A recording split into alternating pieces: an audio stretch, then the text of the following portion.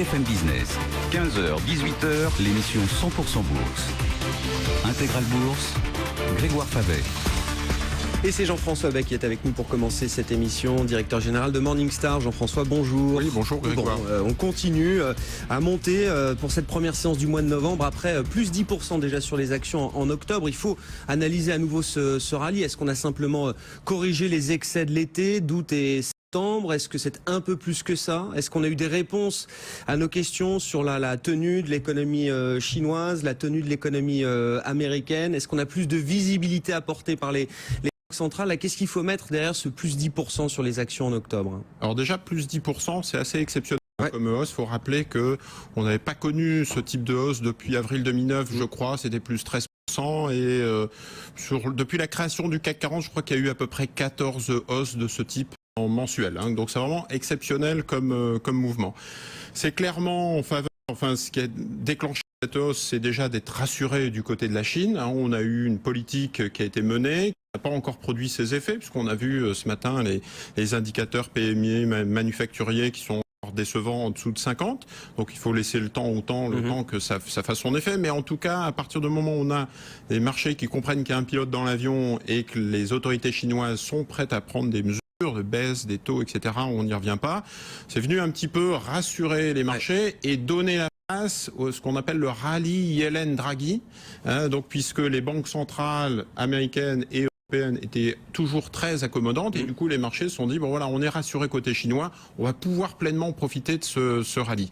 Alors ça a été le cas pour la Fed puisque la réunion du 8 octobre est restée quand même assez accommodante, et puis du côté de la BCE, là ça a été vraiment le pompon. On a Believe Me, acte 2, voilà, tout est deux, et voilà, donc ça a été vraiment extraordinaire du côté de la BCE. Je crois que s'il y a un award à décerner sur le banquier central ce soir, c'est Draghi. Je crois qu'on a bouclé la sélection, mais si Mario Draghi est disponible et s'il veut nous rejoindre sur scène au Théâtre des Champs-Élysées, il y aura peut-être un peu de place. C'est clairement l'homme du match. Ça a commencé en janvier et ça va se terminer en septembre. Donc on a vraiment un acteur beaucoup plus proactif que ce qu'on a connu par le passé du côté de la Banque Centrale Européenne.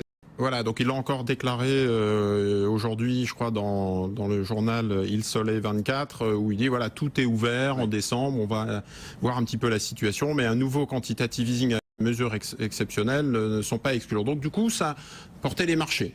Donc toutes les valeurs du CAC 40, ce qui est assez intéressant à noter, c'est que c'est un rebond technique. Pratiquement toutes les valeurs sont à plus de 10%.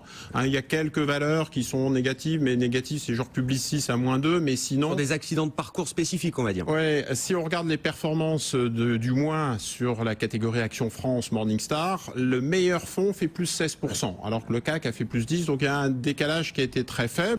Si on prend la même chose depuis le début de l'année, la hausse est de l'ordre de plus 15. Le meilleur fonds a fait plus 30%, donc 2 fois plus que l'indice. Donc il y a eu un vrai écart qui s'est produit depuis le début de l'année, alors que là, le mois d'octobre a été... plus homogène. Plus homogène, voilà, un vrai rebond technique, un achat sur l'ensemble des valeurs.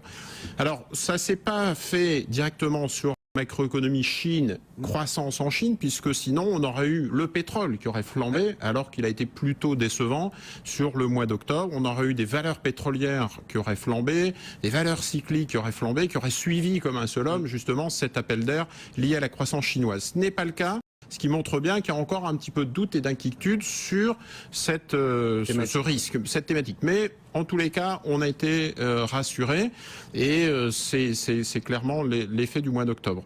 L'effet du mois de novembre, qu'est-ce qu'on peut attendre du mois de novembre d'ici la fin de l'année? Alors déjà, on a en tête, en ligne de mire, 3 décembre, prochaine réunion de la BCE, 16 décembre, prochaine la réunion de la Fed. On sait que donc ça devrait bouger d'ici là. Et puis on a en tête aussi le niveau le plus haut du CAC 40, donc on se dit on peut aller chercher du 5002 sur le CAC 40, on peut avoir un mois de novembre encore haussier, mais avec aussi à un moment donné un plafond de verre qui va nous porter. Mais bon, vous allez me dire, ça fait encore plus 5, plus 10% devant nous sur un mois, ce qui serait déjà très bien. Il faut aussi noter un peu l'environnement qui est nouveau. On a clairement un découplage entre les États-Unis et l'Europe.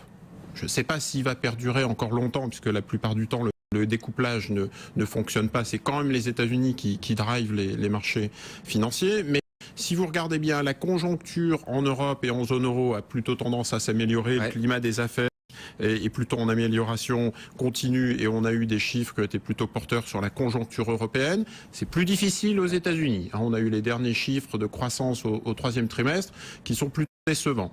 Sur les taux d'intérêt, regardez les taux d'intérêt américains. Le 10 ans est passé de 2 à 2,17 sur un mois. Le 10 ans allemand est passé de 0,50 à 0,50. Donc d'un côté, on a une BCE qui tient les taux longs très bas, alors qu'aux États-Unis, les marchés anticipent déjà la hausse de la Fed.